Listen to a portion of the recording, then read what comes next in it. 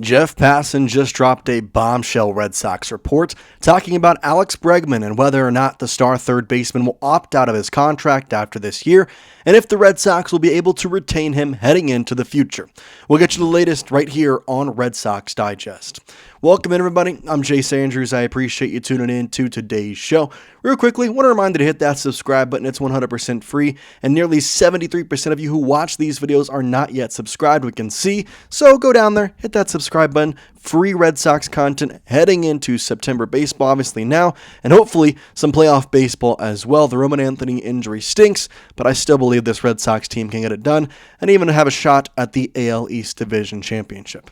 But for now, we have to talk about Alex Bregman because Jeff Passan released his kind of free agency winter preview today, and a couple of different Red Sox players were mentioned. We'll kind of talk about those players in other videos because they're really small notes, but the big guy that he mentioned was Alex Bregman. That was a big topic in his article.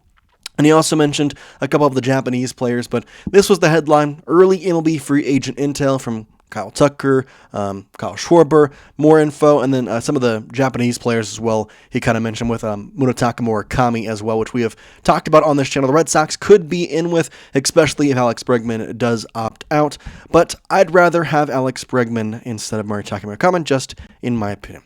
That being said, let's start with Jeff Passan talking about Alex Bregman and kind of really mention what's going on. So this is the first thing he said, saying, quote, "Bregman has taken over the Red Sox clubhouse and become their unquestioned leader, a baseball rat whose wisdom is expected by his willingness to help his teammates find the best versions of themselves.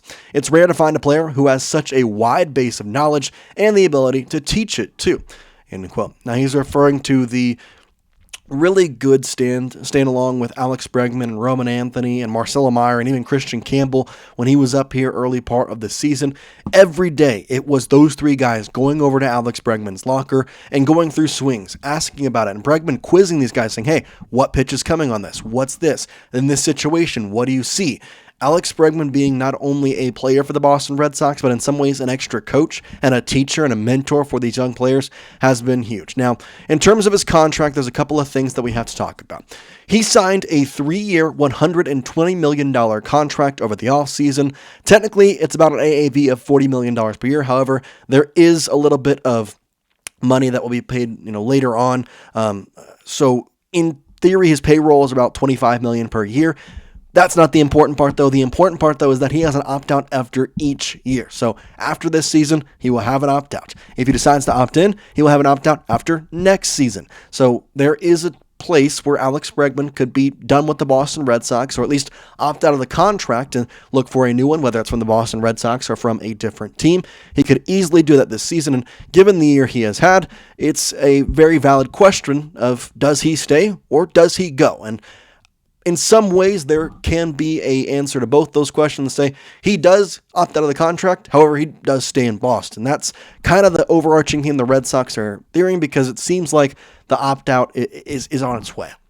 We continue on here with Jeff Passan's article saying, quote, "Because his deal included opt-outs after each of the first 2 seasons, Bregman could be playing elsewhere in 2026. Barring an injury or catastrophic slump, he will opt out and join Tucker and Schwarber in a clear top tier among the winter's free agents." End quote.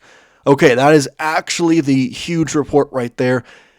According to Jeff Passan, unless a freak injury happens or the season absolutely takes a turn for the worst, unless something crazy happens to Alex Bregman to stunt his production, he will opt out after this offseason, which is what the Red Sox kind of expected. There was talks right before the trade deadline about the Red Sox maybe talking to Alex Bregman about a couple of extension. His agent has come out and said, hey, we're ready to talk to the Boston Red Sox if they are. For Craig Breslow, though, I think I speak for all of Red Sox Nation saying Alex Bregman is the key piece of this Red Sox team now, and I want him to not only be here for the next, 4 or 5 years, I want him to finish his career in Boston. So if that means maybe signing him to a long-term contract in those last couple years not being the greatest, then that's okay. I'm totally okay with it, and that's not the way Craig Breslow has worked, but it has to be the way he thinks right now because baseball situations can be different than the way that analytics or models talk to you. So that's been a big thing that Craig Breslow has been on. In this season, Alex Bregman has been on one, legitimately. His on-base percentage is at .364, and although his average is not listed, it's about .280 right now, and this is coming off a stretch where he went 0 for 16 at one point, and kind of a tough little month there in August. Seems to be picking it back up here. Had obviously a huge hit in the Guardians series just a couple days ago. He was the reason we won that second game in some aspects.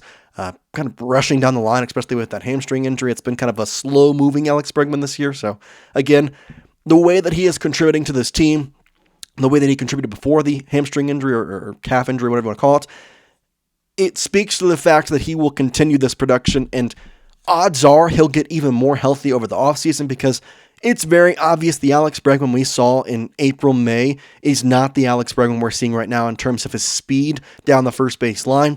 It's not to say he's slow, but he's definitely taken a step off. And there was times, well, he'll turn it on, but he knows that, he's 30 years old, and you got to kind of play it safe here, especially when you have an injury that has been reoccurring for him. Happened a couple of years ago with the Houston Astros, and then happened this year with the Boston Red Sox. So either way, that's kind of the latest there. And the Red Sox, Jeff Passan says, you have to understand how important Alex Bregman actually is. He says this, quote, "The glove at third base, the relationships with Roman Anthony, Marcelo Meyer, and Christian Campbell he forged during spring training, the attitude, the focus, the feeling that in this next incarnation of the Red Sox, he belongs somewhere in the middle," end quote. Now, you can have your opinions on Rafael Devers. You can say that he was a little baby about it, whatever. We are past that. That's moved on. I'm not trying to bring that up. However, Rafael Devers was, in theory, the face of this Red Sox franchise. When you talked about the Boston Red Sox, you talked Rafael Devers. Right now, the face of the Boston Red Sox has become Alex Bregman, and for all intents and purposes, Roman Anthony. Although the injury is a tough thing, it is Alex Bregman and Roman Anthony.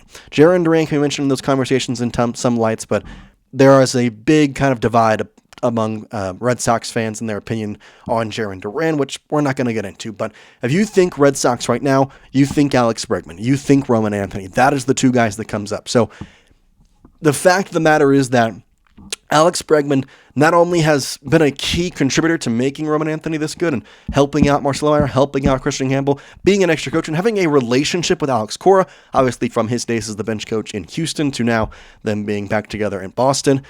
It's the most important piece I think the Red Sox may have had in a long time that they need to keep here in Boston. Continuing on here, there's a couple of different things that I want to end with here with Jeff Passan's report. Quote, "Complicating matters for the Red Sox, though, are the teams in need of better production at third that might be willing to spend for what Bregman provides. The Phillies, the Yankees, and especially the Tigers. The Tigers were the team that nearly took away Alex Bregman this past offseason. If it weren't for Craig Breslow and John Henry putting out the book and saying, we'll pay you $40 million to play for us this year, and we'll give you an opt-out. Like, that was really the main reason is, hey, I can go get $40 million this season, play at a stadium that I have been able to been producing at for my entire career, and he has continued to produce at, and I can try and recreate my 2019 season to get even more money. That's exactly what he has done. The Red Sox, who for a long time, they've been a little less willing to spend, but you just traded away Rafael Devers. That money is off the books. If you do not re-sign Alex Bregman, it will be one of the most colossal failures in Red Sox history. And I'm not trying to be exaggerating. I truly believe if you could not keep Alex Bregman, this will be a colossal failure.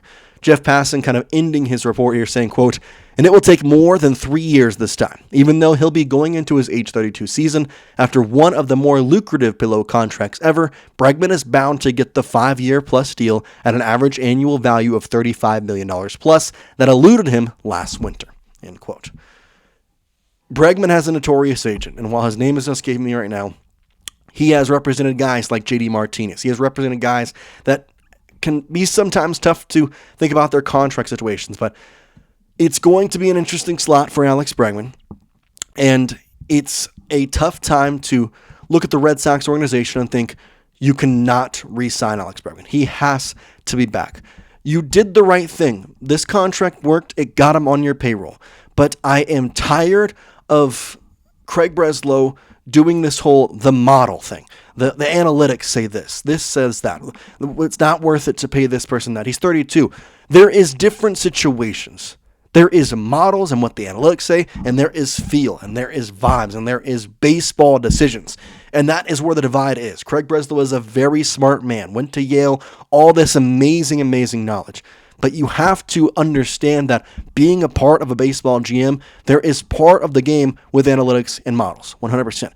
But you also have to be the other part of the game, which is feel, vibes, understanding what a certain player means to your organization. And Alex Bregman means more to this organization than probably since Mookie Betts or Xander Bogaerts. Like, Rafael Devers was the face of the franchise, and I said that, but he was never a leader. He was never the guy that you looked at and said, oh yeah, this guy matters a lot to the Boston Red Sox. You can see from right now, we traded him away, and the Giants have been terrible, and we've honestly been better. I mean, credit to Craig Breslow. He was actually right. Now, do I think we would have won this same amount of games with Rafi? Maybe even more? Yes. I do believe that if he was on this team, we'd be winning even more games than this. That being said, he did what he wanted, and it worked out for the better in some ways right now. But now you lost Roman Anthony, and there's a couple of different things.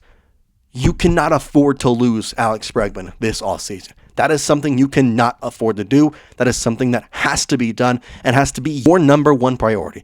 I don't care if it's a 6-year contract for $38 million a year. You have to do that. And Bregman has already taken this year's contract in which they pushed money back. They put the money on a back burner, just like Shohei Ohtani's contract, where he's getting paid $700 million. But he's getting paid $70 million after he retires, basically. You can push the money back with Alex Bregman too. So if you are concerned about the payroll, fine. 6 years, $38 million, $10 million is that money that's going to be pushed back. You have to get him. You have to get him. And I have been sad in my days as a Red Sox fan. Rafael Devers going, I kind of saw coming in some ways, but it was sad. The Mookie Betts trade, absolutely heartbroken. Watching Xander walk. Maybe it's the right decision now, but it stunk. This might be one of the upper tier ones. This would be up there. I know it's different, but if you do not re-sign Alex Bregman, we have him for 1 year, and you lose him, I would put that up there as one of the most disappointing things in the Boston Red Sox recent history. So just re-sign him, Craig. I don't want to have to deal with this, but that's what we got for you here today on Red Sox Digest. Let me know in the comment section. Got a little question for you. Do you think Bregman, is worth this contract / what would you pay Alex Bregman? I want you to let me know down in the comment section. Red Sox question of the day. For now, though, we'll see you next time here on Red Sox Digest. Peace out, guys.